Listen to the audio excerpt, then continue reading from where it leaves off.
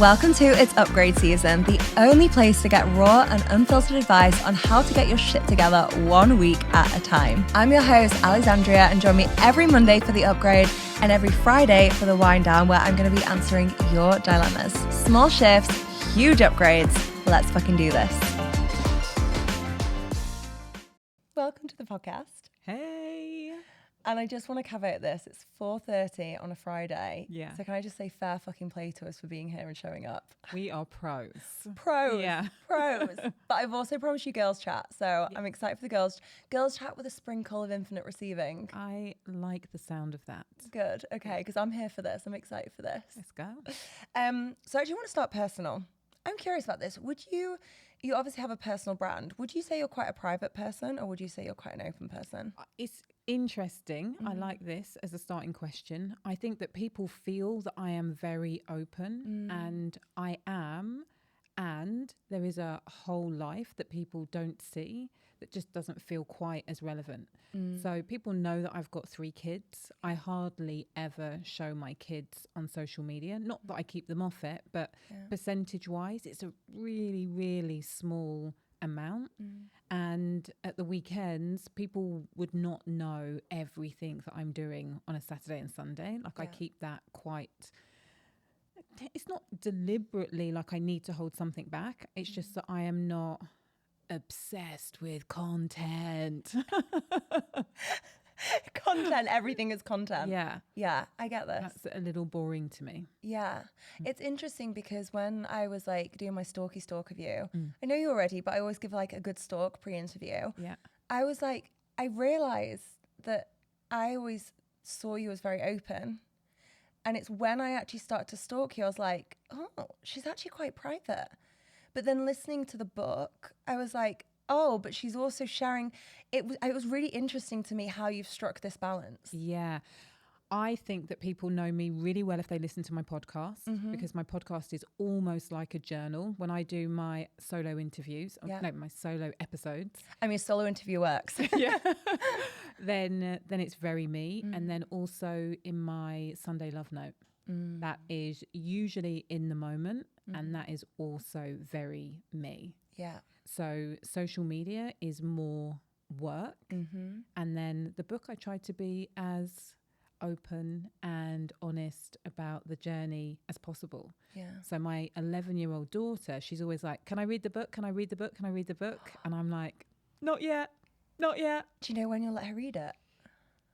I feel like it's probably not going to be too long. There's just stuff in there about promiscuity and then drugs. Yeah. And I just want to hold that bit of the conversation off just a little bit longer. Yeah. I was quite shook at the drugs part. I'm not going to lie, babe. Are you? Yeah. I'm shook at that. I do. I think it's because you're always a fucking vibe, and I can see you having a party, but I think you have such a clear, clean energy. Oh, thank you. And obviously that's where you're at in your life right now. But it was really hard for me to reconcile. So for context, you talk about being, you're working at various pizza places at this point. Yeah. And, recreational drugs are part of your life. It was really hard for me to reconcile that version of you with the version of you that I've met at this point in your life. I love that so much because I am a different human being. I mean, I'm a different human being from what I was last week. Yeah.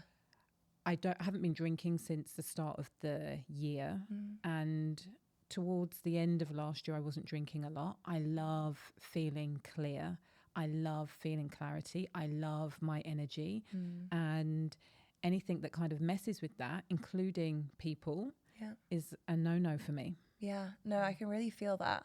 So I want to ask you, I need to ask you this. I'm nervous. No, don't be. So from what I saw from the outside looking in, was you built this fucking amazing business. And then you went through this period where you separated from your partner at 15 years and you got 3 kids. And you seem to go through this whole upgrade in your business. Yeah. But as part of that upgrade, there was a shift into infinite receiving. Yeah. How the fuck did you navigate both? Because it feels like there was a huge expansion and upgrade, like I said, in your business. But I can imagine going through that on a personal level, that's going to be taking a lot of your energy.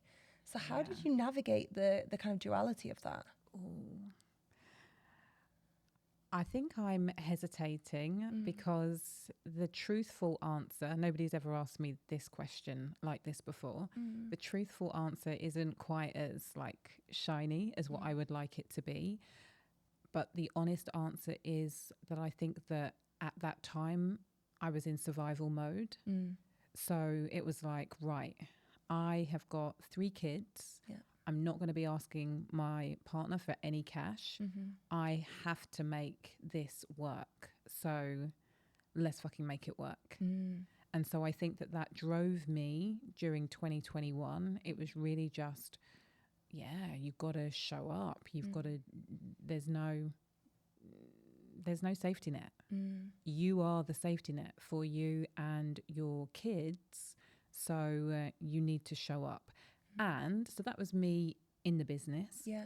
And how I navigated that was I told my clients about the separation before I told the world.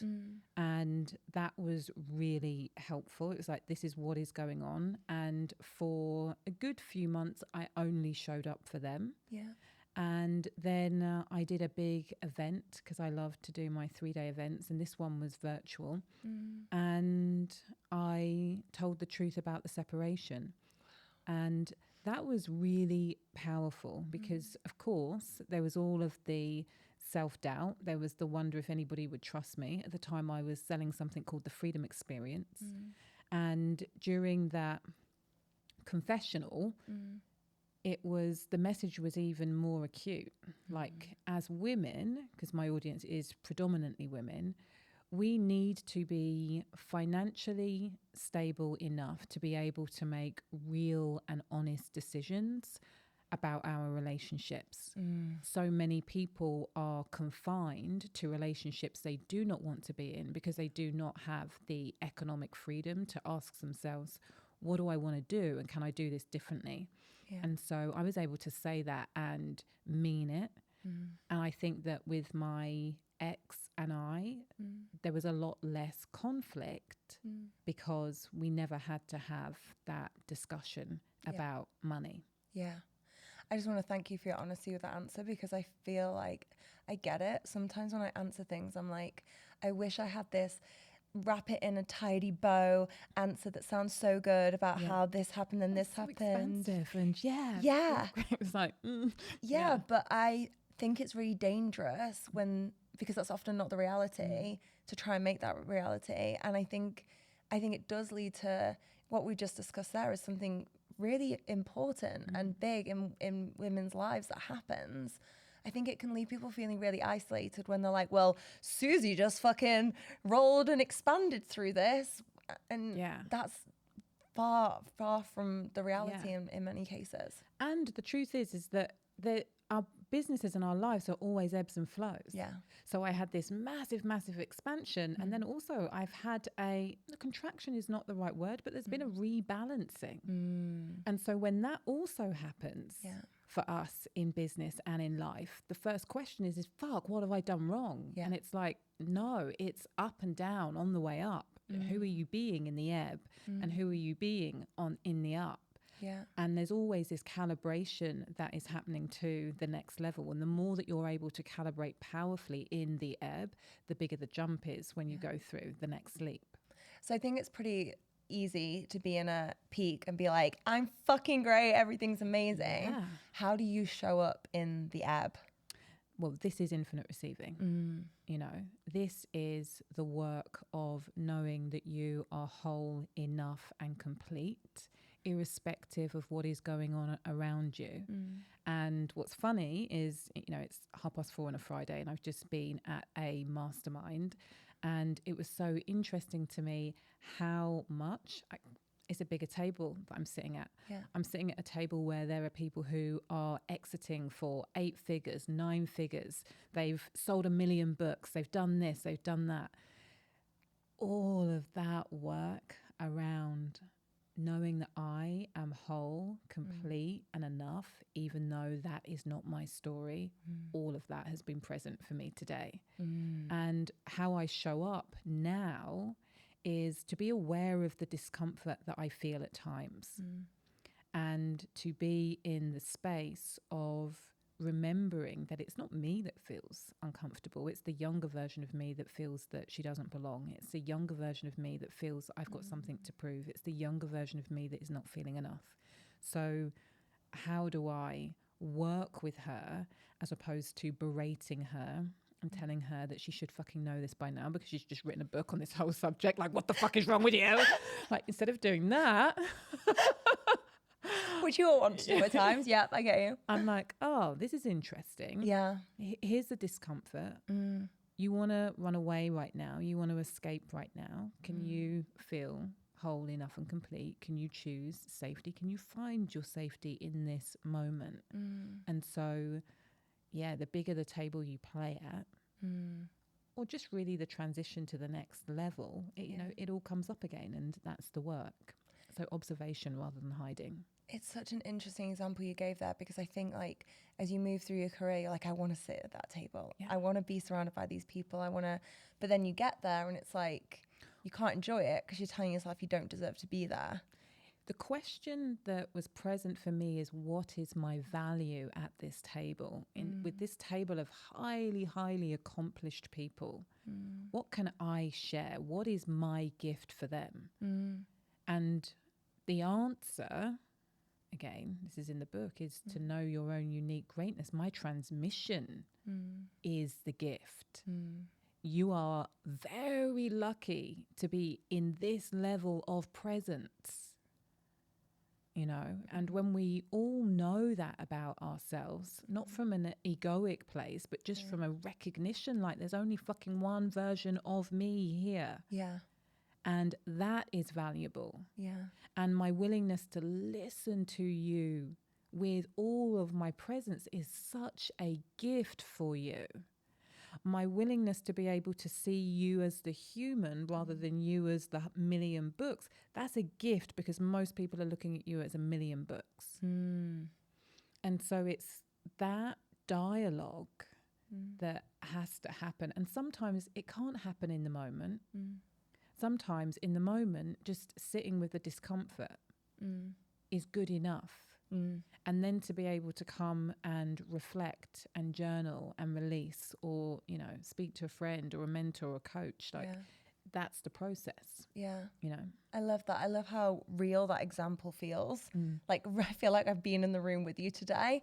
But I also love what you said there about, like, just knowing that your presence and that your transmission, because I think often as well, and I think the industry is interesting, particularly the coaching industry in some ways, in that it almost can feel quite hierarchical, which is crazy, but it can feel like that. And really remembering, like, it doesn't matter how many books you sold or how much money you're making or anything like that, asking one powerful question can change everything. Yeah. And I still remember this. I was at Nick Pigeon. I joined her mastermind. It was the first mastermind I joined. And I'd gone to LA. And, like, that whole mastermind, like, gave me full freak out because I'd had my first 5K month and I joined this group and all these women were like, I'm aiming for 50K this month. And I'm like, what the fuck? I did a 5K and I think it was a fluke. Like, what am I doing here? Yeah. And it was so interesting mapping that trajectory in that group, because I wrote a post one day and I was like, fuck it. Like, I'm just going to be completely honest. I am so out of my depth here. Like, I don't know what a funnel is. You're all earning way more than me. I'm not there yet, but I promise you I'm going to fucking be there and I'm going to be inspired by you all. And there's literally that post. She used to have a Facebook group. There's that post. And then a year later, I'm like, just did 100K month. Yes. And it's just that journey. But the point being, I remember being sat in LA and I'm in the start journey. I'm full of imposter syndrome. I'm like, why am I even in LA with these women? I don't deserve to be here. And one of the girls got up and she was talking about her business and da-da-da. And I remember just, like, asking, I can't remember the exact question I asked, but she just burst into tears. And it was such a reminder, like, it doesn't matter how much I earn. Yeah. It doesn't matter who I am or what I've accomplished. Yeah. Exactly what you said, my ability to be present with someone and hear them and see them is all that matters in this moment. Yeah. And that's such a powerful remembering. Well, it's a gift for you. And again, this is the point of being able to be in the frequency of receiving infinitely. Because if I can be here, deeply present with you right now, I get to feel all of your codes. I get to feel all of your vibes. And for me, specifically right now, it gets to energize me. Whereas if I am worried about who I'm being, or whether it's going to be funny enough, or whether it's going to be a good answer, I'm completely blocked from receiving anything that you can possibly give me in this moment. And you're not going to get the best of me in this moment. So I love that. It's almost like you're like stood behind yourself. You're not actually in yourself. Yeah.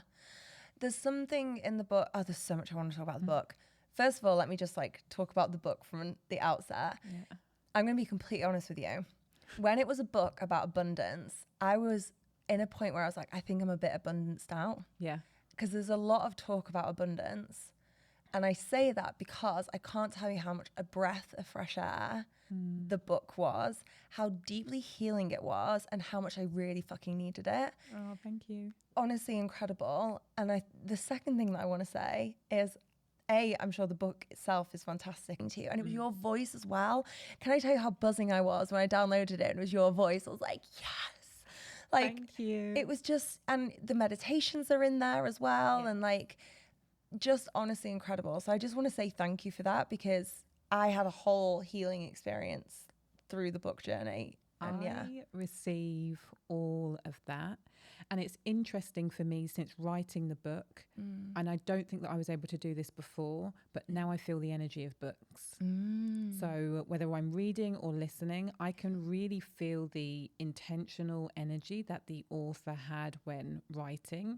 And the energy that I wrote, as I said, I wrote the book for myself, but it's a love letter for myself, you know?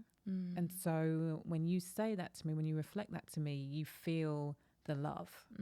And that's the most transformative, potent power, frequency in the whole entire world. Yeah, you can feel, it's so interesting you say it as a love letter. You can just, like, you have to read it or listen to it to like, but it really is like an experience. It's not just something that you're, like you say, just kind of, I guess, 3D reading.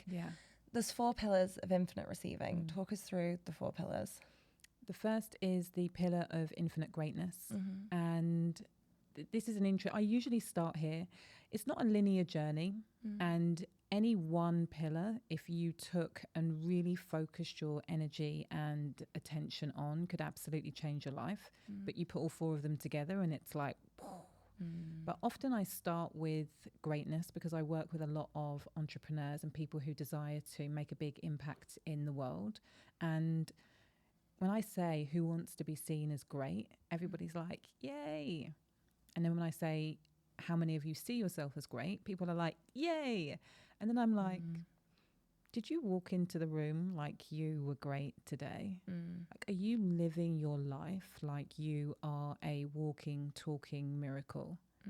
And very few people are able to say yes. And the reality is, if you want to be seen in your greatness, the only way you can be a match for that is to see the greatness in you. And so, again, being in the room today, it took me saying, I am nervous. It is uncomfortable for me to be the only dark-skinned black woman in this room. And yet my superpower is showing people how they can show up more vulnerably with an open heart so they can go all in. And when I'm willing to speak from that level of vulnerability, that is me inviting people to see me in my greatness. So greatness is the first one. The pillar of infinite support it's not the second one, but we're going to say it's the second one here. I love that you said how it all interlinks, because I do see, like, whenever there's like a process or pillars, like it's no journey's linear. So I love this. And for me, I just recognize if I want to 10x my impact, I can't 10x my output. And I think that as mothers, we find this really, really difficult to allow ourselves to be helped and supported. Yeah. Because we run the codes that we can do it the best. You know, it's like, or we've asked people to support us in the past and they have let us down royally. So the story that we live into is, well, I'm on my own and I've got to do it. And that was my story for many years. I walked around living my life like I had the weight of the world on my shoulders. And I hated it, but I also kind of enjoyed it. How did that show up? What were some like specific examples in your life? I think that with my husband, you know, I was the strong one. And I think that I also ran a story that he couldn't handle my vulnerability. And I think that I created a dynamic where that became true. Yeah. But that was a long journey of me holding back and holding all of the things. So for sure, that was a huge one. And then in the business, you know, when you start, you have to wear all of the hats because you can't afford to pay anybody. Yeah. But there comes a time when you have to stop being the VA, you have to stop being the accountant, you have to stop being, you know, all of the other roles. And that was hard for me. Yeah. It's like, I can do it quicker. I don't want to have to tell you. I don't want to have to train you. So I might even hire you because someone told me that I should hire you, but I'm not actually going to let you do anything. I love this. It's ridiculous. So relatable. But can I add one here as well, which is like one that I've definitely shown up with, which is asking for support or taking support, but then feeling so fucking guilty that it's actually a more draining experience. Yeah. Like, because I've sometimes looked and I'm like, I'm really supported, but I am beating myself up so much on the inside about receiving that, the receiving part, that actually there was no point in being fucking supported. Yeah. Because I've drained myself the other way. Yeah, when you say that, I think it's like a mix between the victim archetype and the martyr archetype. Okay, analyze me. I'm here for all this. Okay.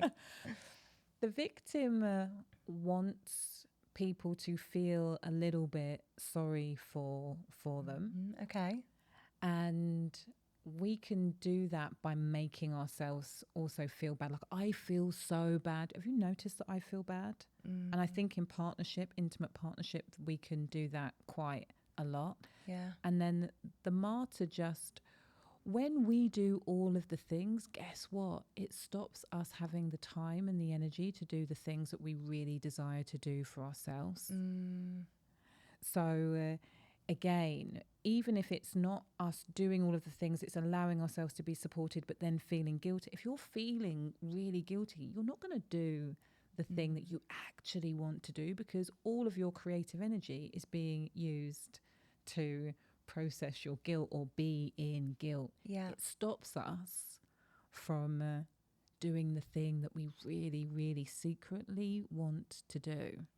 I love this because when you first said victim to me, I was like, I rarely resonate with it because if anything, I like overtake it on myself. Yeah. But I found it really interesting when you shared the reason why. I realized I do that, in that I'm like, if it's almost like a justification. It's like the justification of like taking the support comes through. Oh, but I didn't feel like, yeah, I can see that totally. That's so interesting. Do you do that in your business or in relationship or both? I think both. I would say less so in my business, but I feel better about that because A, I know I treat people really well in my business, and B, I know I'm paying them. Yes.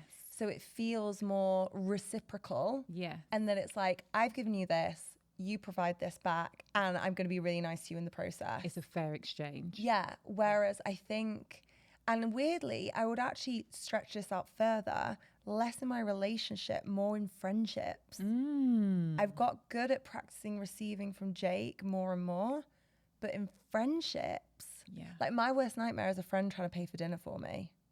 Right. I'm like, yeah. Don't do that. Why? I don't know, it makes me feel ill. Really? Yeah, like actually makes me feel tight-chested. Like the thought of someone right now, like we've had dinner and they're going to put their card to pay for me, I'm like, ugh.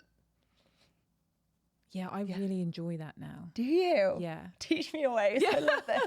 Teach me. But I think that it's practice. It's like, am I willing to open myself up to receiving infinitely? You know, if I went into every situation, take, Yeah. then it's never going to work. But I know if somebody offers to pay for my dinner, they're in the space of wanting to give.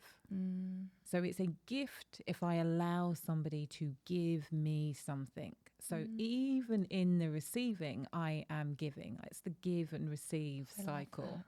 And then the next time we go for dinner, I get the dinner. Yeah. You know, and you give me the gift of giving and you open yourself up to receiving. I love that perspective. That's been so powerful. Yeah. I also feel like I interrupted your pillars. So that's pillar 2. Pillar 3. Pillar 3 is the infinite pillar of love. And this is really knowing that you are both a conduit and a generator for infinite love. And for me, this is probably the biggest area, the area where I've done the most work. And the area where I still have the most work to do. I think that people would have always described me as a kind-hearted person. I'm an extrovert, ambivert, so people see me laughing and smiling. I'm always the person who is up having the dance. It's always, I look like a very open person. But, and it's funny, I'm thinking about the start of the conversation now with the social media. But it was about 4 years ago, I had a energetic massage. That sounded a bit cheeky, didn't it? It did, and I was like, I'm here for it. I'm like, where did they energetically massage? Please do tell me. I loved that. I was like, damn, right, tell me more. Do I need to book one? Yeah. I mean, it was a normal massage with an energy practitioner. I don't believe you now. You've said it. You've said it once. Hang on, no, I do actually want to understand this. So they're massaging you physically? Yes, but they're tapped in. Okay. You know what I mean? They're getting downloads. Yeah. And she said to me, you're making me laugh. She said to me at the end of the massage, I really feel there's like a blockage in your male lineage. It was weird because my biological father really left before I was really aware of him. And anybody who is a single parent who one of the parents is not present at all, it's really normal for that parent to become the god, to become the king, because they're not there. You can make up stories. They can become the hero. I didn't live with my biological mother after the age of 3 months old, but my pain, frustration, judgment was all towards her because she was there. She was my mother. She gave me up.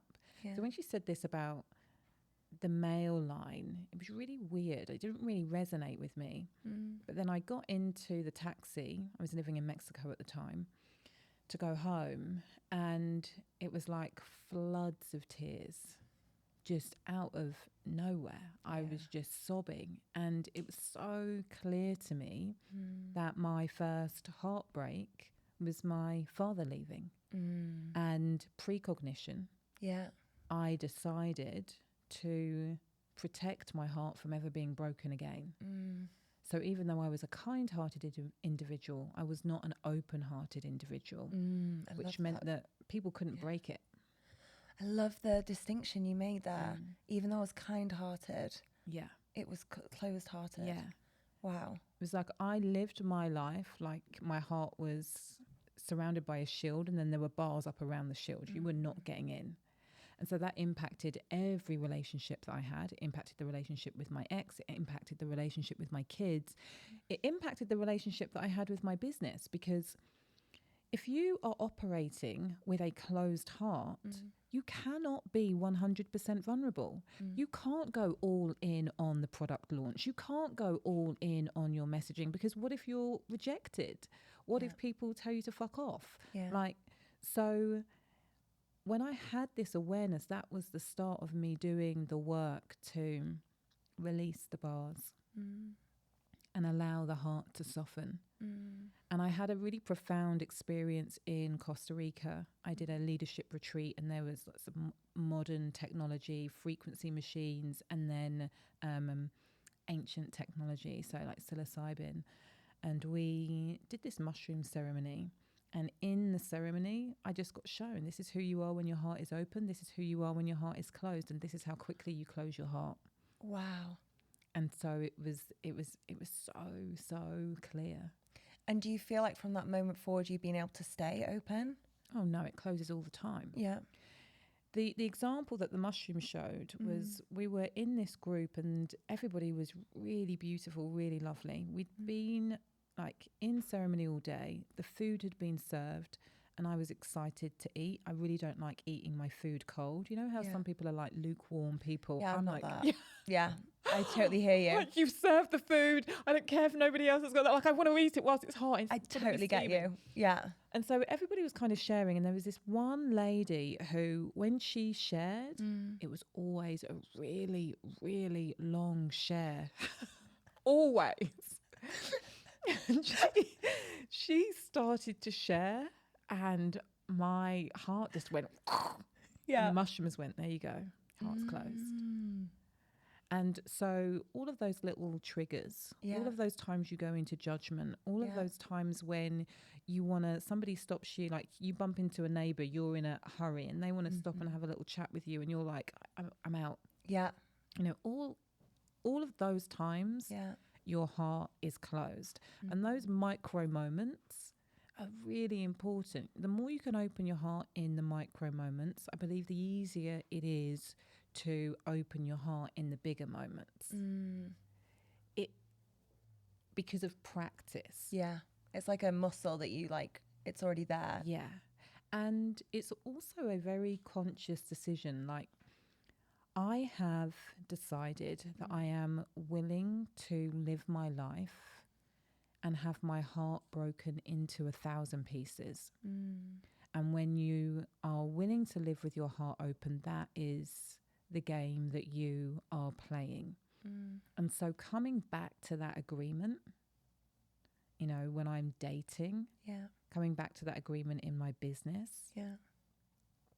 And the easiest way for you to check in is to review your day. This is a relatively new practice for me, but I know that the more I review my day, the more opportunity I give myself to spot when I haven't been acting in alignment with that commitment.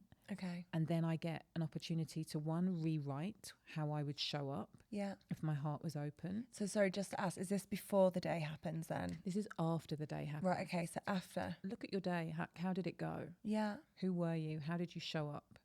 So a really good example of this is very recently, I was taking the kids to school and this woman, I don't know what had gone on before me, but she was irritated. And by the time my car got to her, she pulled out. It was my right of way. And then she kind of made some like... And my response was, bearing in mind I had the kids in the car, I'm not a road ragey person. There was something that really got to me. And I really just, I was like, you know, the kids were like, oh, you're okay. This is different. Yeah. And it really affected me for a good like 15, 20 minutes afterwards. It was so rude. Yeah. Got to the end of my day. How would I like to rewrite this? How would I have liked to respond? Yeah. So I literally wrote out how I would have liked to respond, which is chill, smile. And I visualized it. I went through it in my head. 24 hours later, I'm driving the kids back from school this time. Yeah. There is a guy in a huge lorry and he doesn't think that I've seen him, but I had. And he toots on his horn really, really loud. And again, some kind of expletive. And I looked up and I waved. Yay! And it occurred to me after I did it, I was like, that was the rewrite. That was the rewrite. So it was a mini manifestation. But again, those mini manifestations that happen in your life give you more confidence. And I created that. Yeah. I literally wrote the story and then within 24 hours I had created it.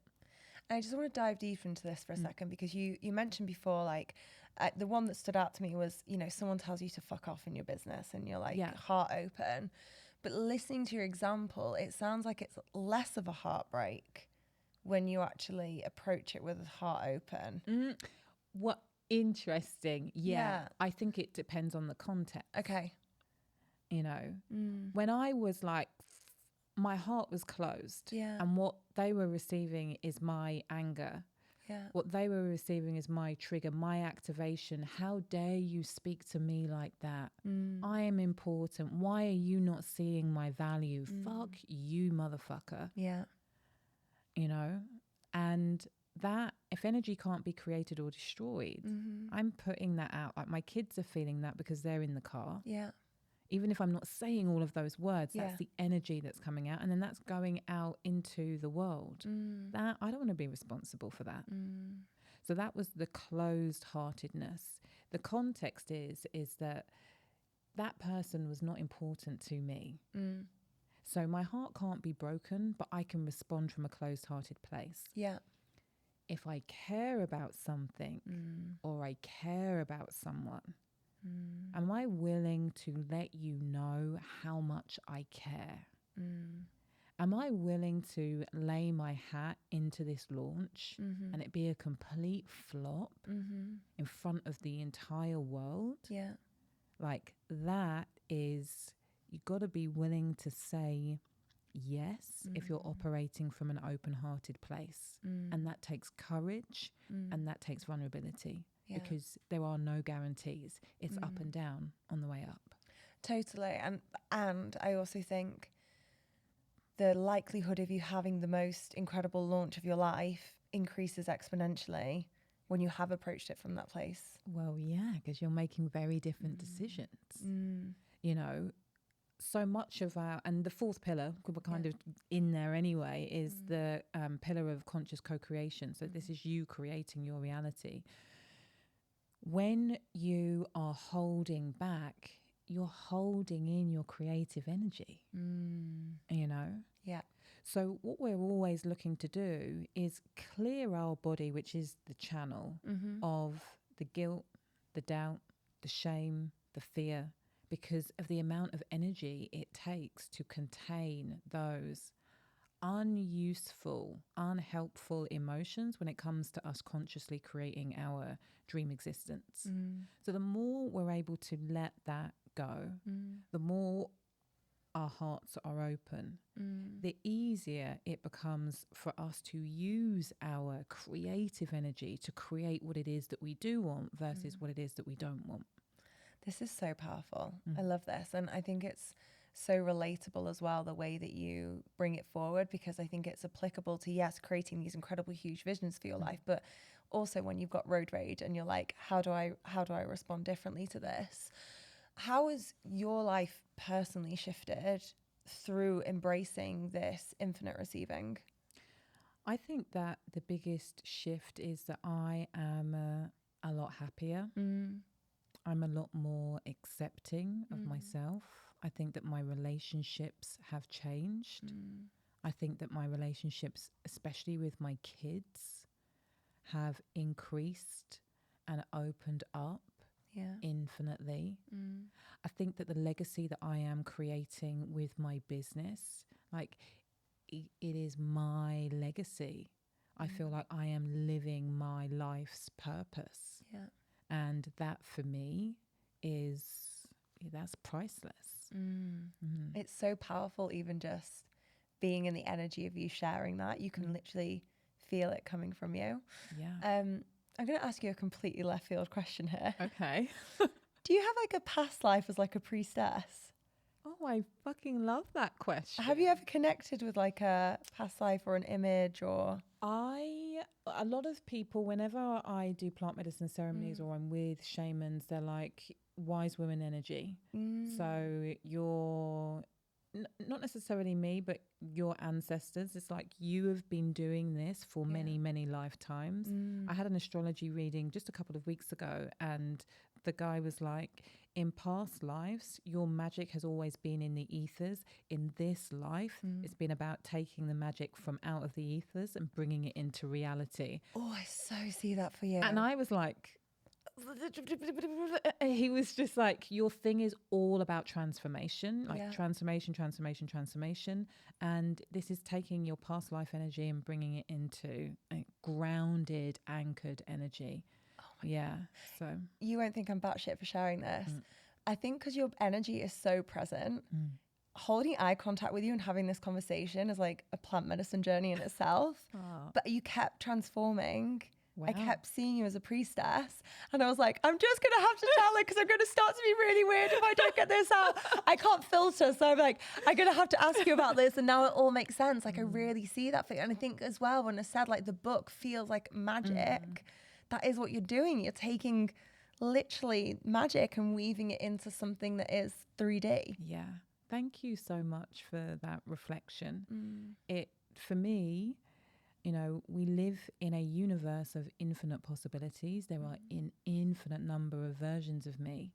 And I think that what the graduation is to become even better at tapping into the wisdom of the priestess, the wisdom of the goddess, the wisdom of the 80-year-old version of me, past lifetimes, and really bringing that to support me in the decisions and the creations that I'm making today. Like that is a very conscious and active practice now that is more pronounced now than it's ever been.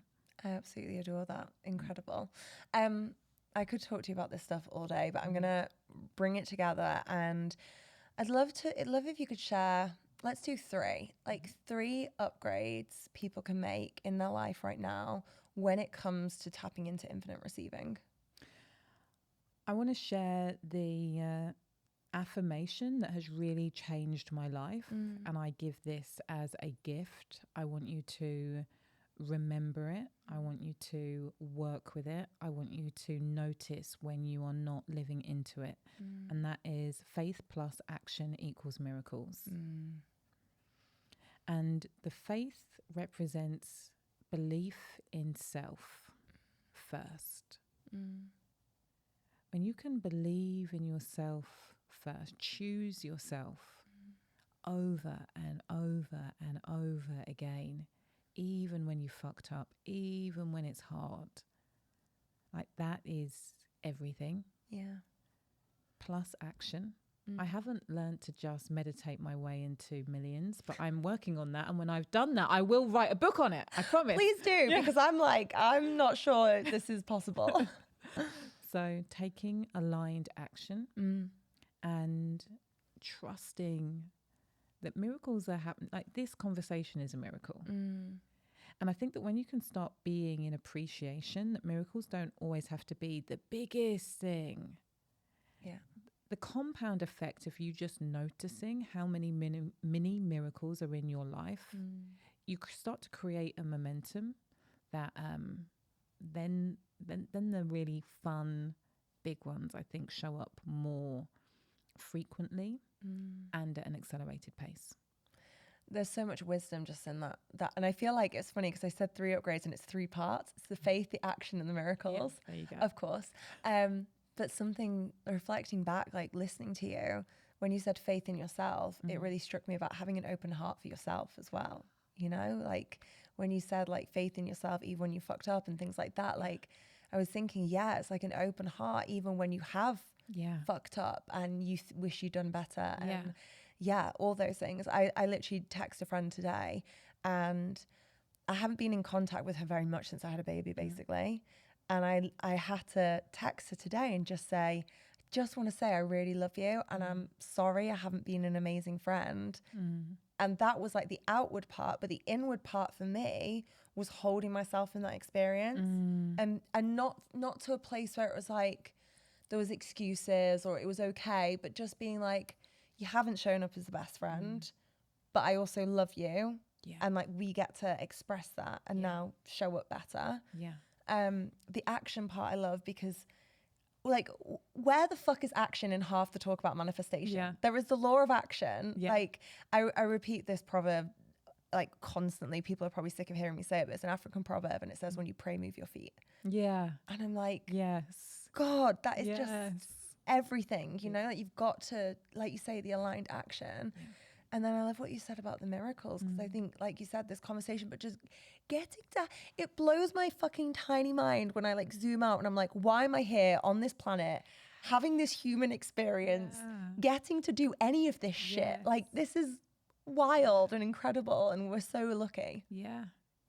It's a miracle. It is a miracle. Thank you so much for this conversation. I feel like, as expected, it's been a healing journey for me as well. So thank you for that. I feel like we've been talking for about 5 minutes. So great.